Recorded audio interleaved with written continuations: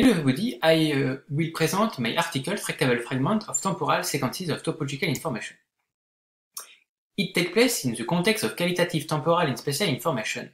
The goal is to reason spatial and temporal information, in particular in dynamic environment. Qualitative information are used when quantitative information are unnecessary or unavailable. The studied problem is the satisfiability decision.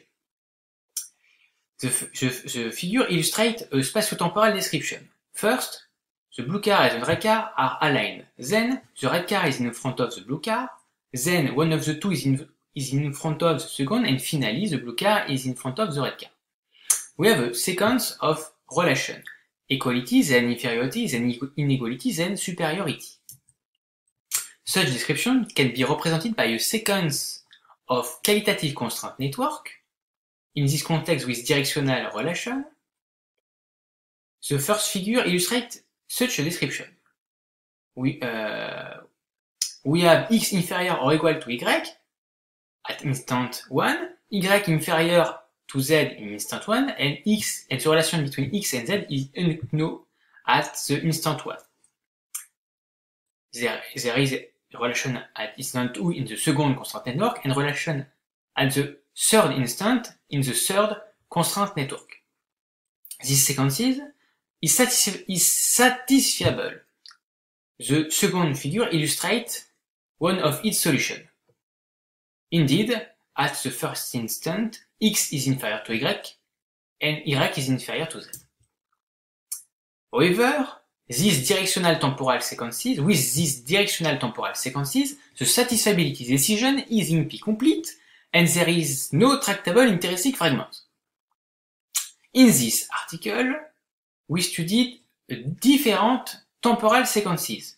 We studied topological temporal sequences of regions which allow to describe the evolution of region over time with topological relation. For example,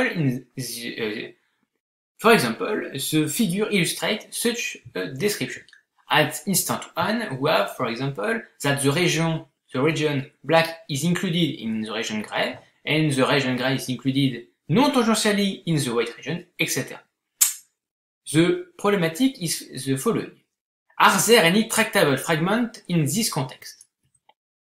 The first contribution of this article is that if the sequences are over instant, there is no tractable intrinsic fragment. Second result is that for sequences over instant and interval, there are several large tractable intrinsic fragments. Thank you.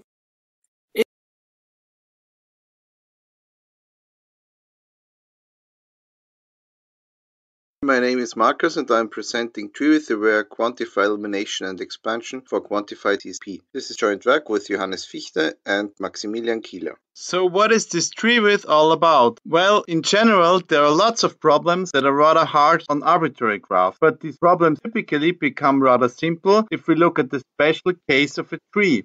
Well, and the tree width now is a way to measure the closeness of a given graph to being a tree or the tree likeness of a graph. While tree width was originally defined for graphs by Robertson and Seymour in a series of papers, nowadays having bounded tree width k can be seen as one of the most cited combinatorial invariants. In fact, assuming instances of tree width k renders a large variety of NP-complete problems tractable.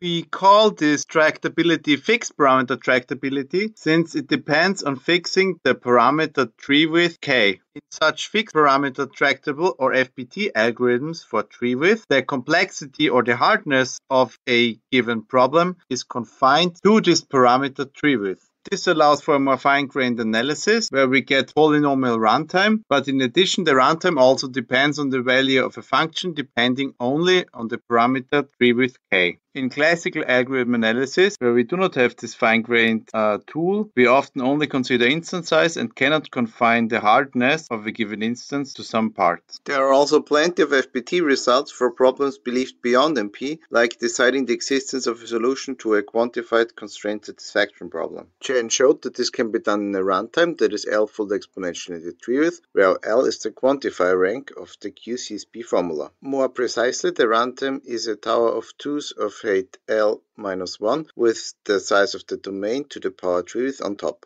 One possibility to obtain such results is by using the well-known theorem by Cosell. While this theorem can be seen or can be used as a rather powerful classification tool, it might not serve well in defining the exact runtime depending on k. This brings me to our contributions. We showed that under reasonable assumptions like the exponential time hypothesis, one cannot significantly improve the result by Chen. So under ETH, there is not much hope to obtain a runtime for a QZ that is better than L-fold exponential in the tree-width with the domain size to the tree-width on top. Interestingly, this result relies on a nodal reduction for tree-width aware quantifier elimination, which only single exponentially increases tree-width. The overall reduction is tree-width aware and is actually guided by a tree decomposition and simulate parts of dynamic programming along the tree decomposition. We also provide the reverse direction where we establish a reduction for exponentially decreasing tree-width at the cost of an increase of quantifier rank. Assuming ETH, one cannot expect to significantly improve the tree-width increase or decrease of our reductions respectively.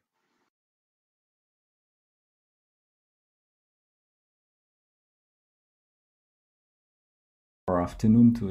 I'm Gilles Ciambetoni and I'm going to present a combinatorial solver designed by these co-authors based on interval techniques to solve the so-called differential algebraic CSP.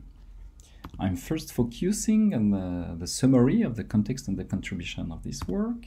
The goal of this work is to propose a solver for the very generic problem called here DA-CSP, where a network has two types of variables. First, continuous real variables whose domain are intervals, and also functional variables or trajectory whose values are functions in orange on the figure here, and the domains are tubes illustrated by the gray parts of the figure.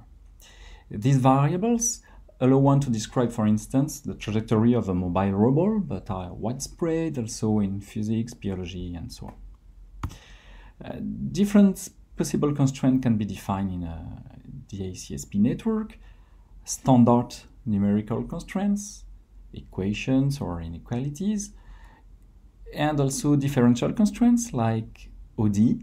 The OD are the most common differential constraints where the derivative of the trajectory of time t depends on the value of x at the same time t, but also integral differential equation where the derivative of x depends also on the values of x before t because of the integral here.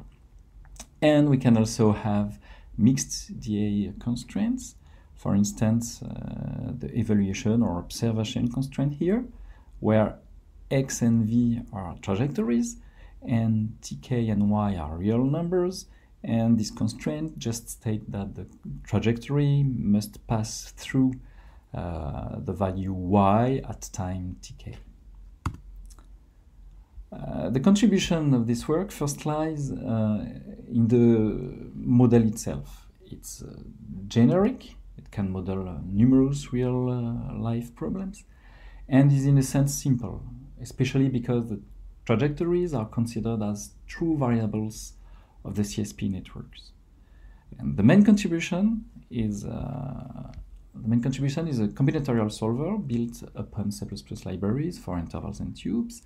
And an original features of this solver is a tree search strategy where choice points can be performed by splitting a tube in two subtubes, and this allows the DA-CSP solver to compute several solutions or to better approximate each solution.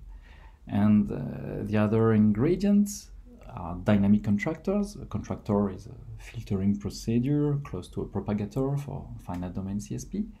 And we propose a homemade differential contractors and an efficient ODO contractor that wraps the state-of-the-art VNode solver.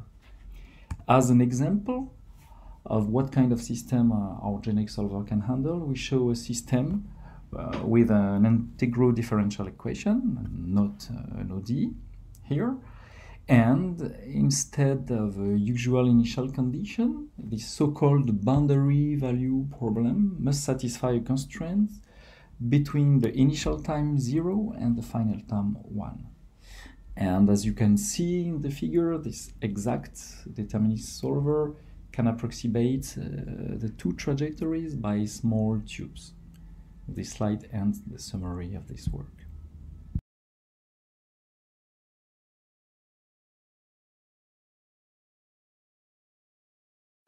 Hello everyone, my name is Hugote and I will present to you our subject, perturbing branching heuristics in constraint solving. This is a study linked to a work aiming to make constraint solvers more autonomous. This is a joint work with my advisor, Anastasia Paparizou. For this first section, we present globally the study, our approach and results. Variable ordering heuristics are one of the key settings for an efficient constraint solver. Choosing the appropriate variable ordering heuristic is quite important since the solving time may significantly vary from one heuristic to the other. Back research is also vulnerable to unstable behavior because of its inherent combinatorial nature.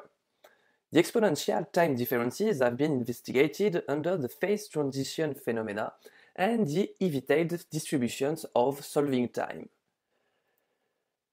We can decrease such undeserved differences by introducing restart policies, for example the geometrical and lobby sequences, by introducing no-goods recording during search, or by introducing randomization, as the random tie-breaking when variables are considered equals by the heuristic.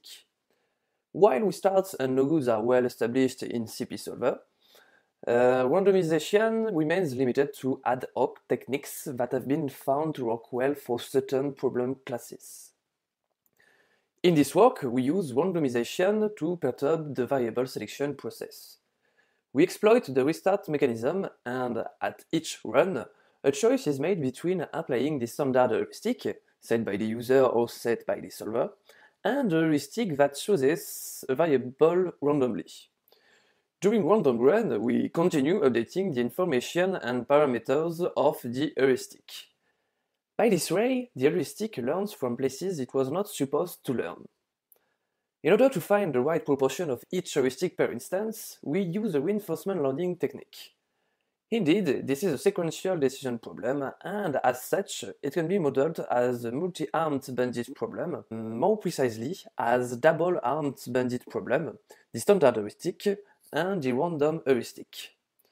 We tried several of them, such as the upper confidence bound policies, Thompson sampling, or EXP3. The learning comes from the feedback of a reward function taken after each run that reflects the efficiency of the run under a given choice. Depending on the heuristic, our approach have from significant differences to small differences in terms of time and numbers of solved instances. The controlled perturbation only improves the solver and never deteriorates it. We believe that modern solvers might consider embedding such an approach.